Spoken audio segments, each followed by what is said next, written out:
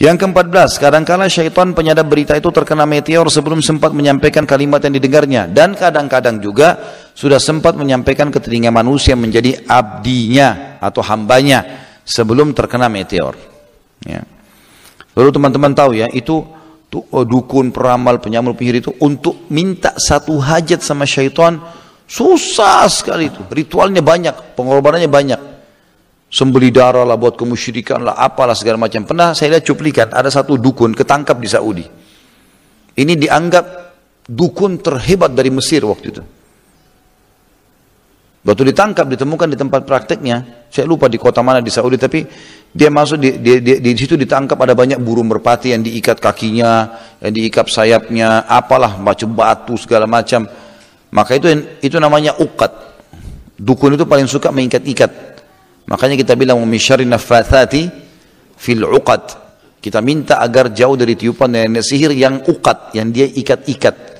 Biasanya kalau kita temukan, kalau habis ruqyah rumah kita temukan ada tertanam di ruqyah misalnya ada keluar, itu biasanya cirinya kayak kain kafan, selalu ada simpulnya. Disimpul, lewat lagi, simpul lagi. Nah ini uqad namanya. Itu kalau ditemukan kita harus buka itu uqadnya. Dibuka sambil bacain surah Al-Falaq atau An-Nas, baru kemudian dibakar, karena itu yang mengikat. Ya, ada orang subhanallah susah melahirkan gara-gara diikat seperti itu oleh mereka, orang-orang yang jahat ini. Ya, seperti itulah.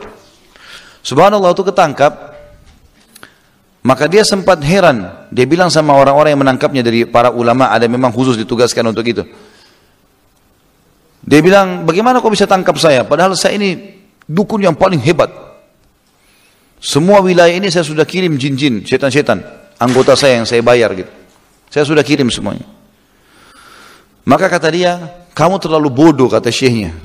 Kamu terlalu bodoh untuk berpikir situ. Cukup satu hadis saja saya jawab kamu. Kata Nabi SAW, siapa yang keluar dari rumahnya membaca Bismillah, tawakkaltu ala Allahi la hawla wa la quwata illa billah. Dengan nama Allah aku bertawakal, berserah diri kepada Allah, tidak ada dan kekuatan kecuali milik Allah. Kata Nabi SAW, semua syaitan yang menemuinya akan berkata pada teman-temannya, orang ini nggak bisa kita ganggu karena sudah Allah lindungi. Saya baca itu saja sudah cukup, belum lagi banyak rahasia zikir yang saya baca, saya nggak usah sampaikan kepada kamu. Maka setelah itu teman-teman, namanya ini kelompok Hay'a amil ma'ruf nahi mungkar. Di Saudi itu ada kementerian sendiri khusus penyeru kepada kebaikan, pelarang dari kemungkaran. Kalau teman-teman lagi umrah atau haji, biasanya kalau musim pas tiba waktu sholat ada mobil lewat tuh, ada kerangkengnya biasanya, dia pakai mic, kamu yang di sana sholat, yang di atas tuh, dipermalukan orang gitu. Dia keliling pasar, kalau masih ada yang buka denda. Kalau buka lagi sholat 100.000 rial dendanya. Boleh, tutup. Kalau ketangkap yang kedua kali, tidak ada lagi izin usahanya. Selesai. Ini kelompok kuat sekali di Saudi ini. Nah ditangkaplah dukun-dukun. Lalu apa disuruh praktekin? Coba kamu praktekin sekarang. Bagaimana kau panggil syaitanmu itu? Saya lihat sendiri cuplikannya. Dia pakai baju merah, dukunnya itu kemudian dia bawa cambuk kuda. Dia bilang, saya terus panggil-panggil nama syaitan dan saya cambuk badan saya. Pada saat badan saya sudah mulai mengeluarkan darah, sudah kesakitan, baru saya dengar suara. Seperti saya diilhamkan untuk begini dan begitu. Kadang-kadang untuk meminta satu permintaan itu butuh pengorbanan yang luar biasa. Korbanin darah ayam sekian, apalah segala macam gitu. Jadi seperti itu. Kalau kita faham ini teman-teman sekalian, kita harus tahu bahwasanya dengan Allah SWT sangat mudah. Hadap kiblat, bahkan kita lagi duduk bisa berdoa kepada Allah SWT. Tinggal mulai dengan tahmid dan salawat lalu sampaikan hajat kita. Selesai konsepnya. Itu kan? Sederhana sekali.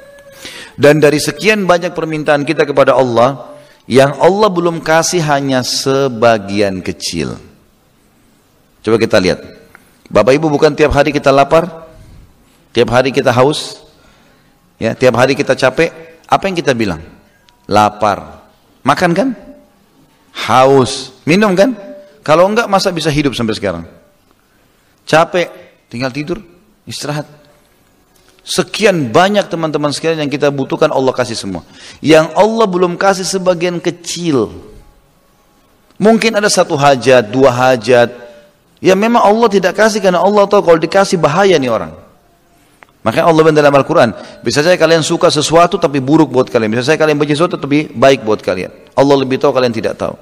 Jadi jangan konyol, jangan kita lupakan nikmat yang banyak gara-gara satu permintaan yang belum Allah kabulkan. Ini keliru.